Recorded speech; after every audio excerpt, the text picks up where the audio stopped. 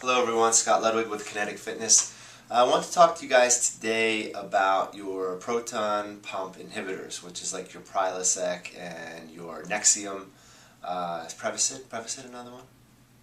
That's another one. Yep, Prevacid is also another one.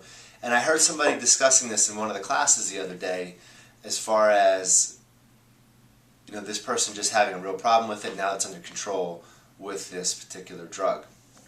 And I think that if we believe that the problem is just our body producing too much acid, that this drug, even the over-the-counter ones, are preventing that much acid buildup, and then once that's settled, that we're fine. And now we don't have the heartburn, we don't have the GERD, whatever you want to call it, and that the problem is solved. Here's what I want to just educate people about, and then talk about some potential ways to reduce the need for them, because it's a fairly serious deal in my mind.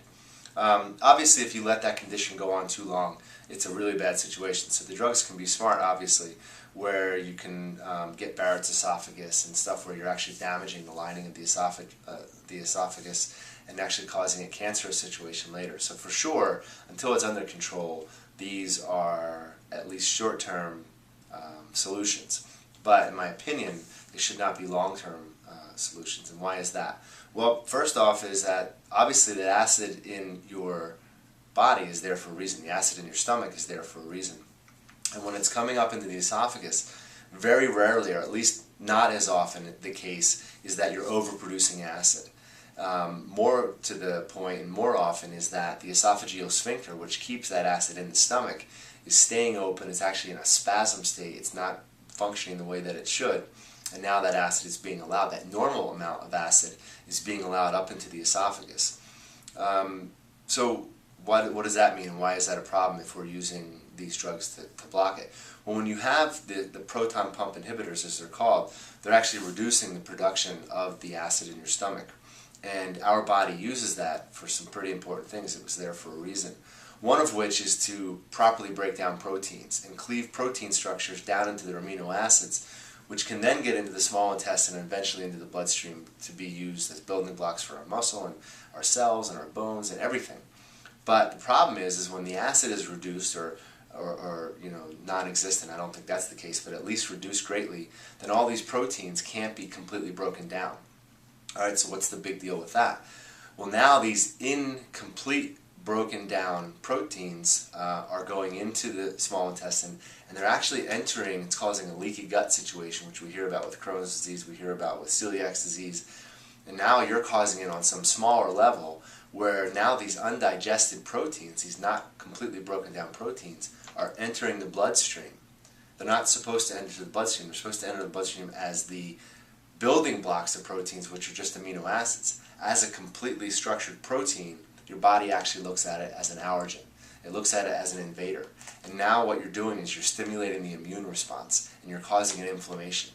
And if you're reading up on any of this, a lot of diseases are some form of inflammation at the systemic level or in particular organ. It could be just the gutness level, or it could get into your whole body. And there is a whole host of other problems that could happen.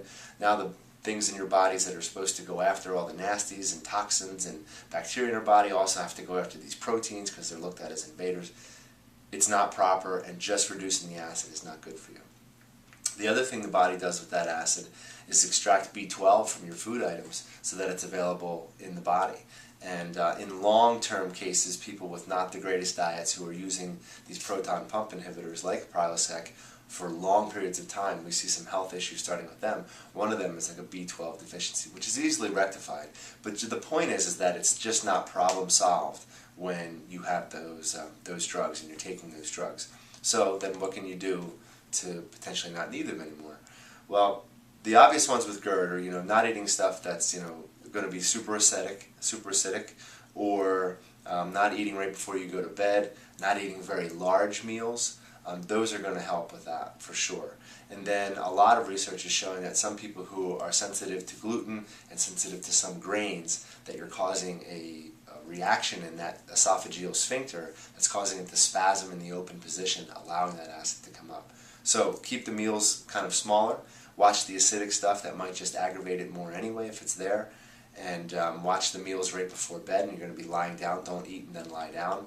and consider playing with gluten-free items and lower grain, like lower wheat product stuff in your diet, and see if that's positive for you. So just make sure you're aware and you know that it's not problem solved. I want you guys to be healthy.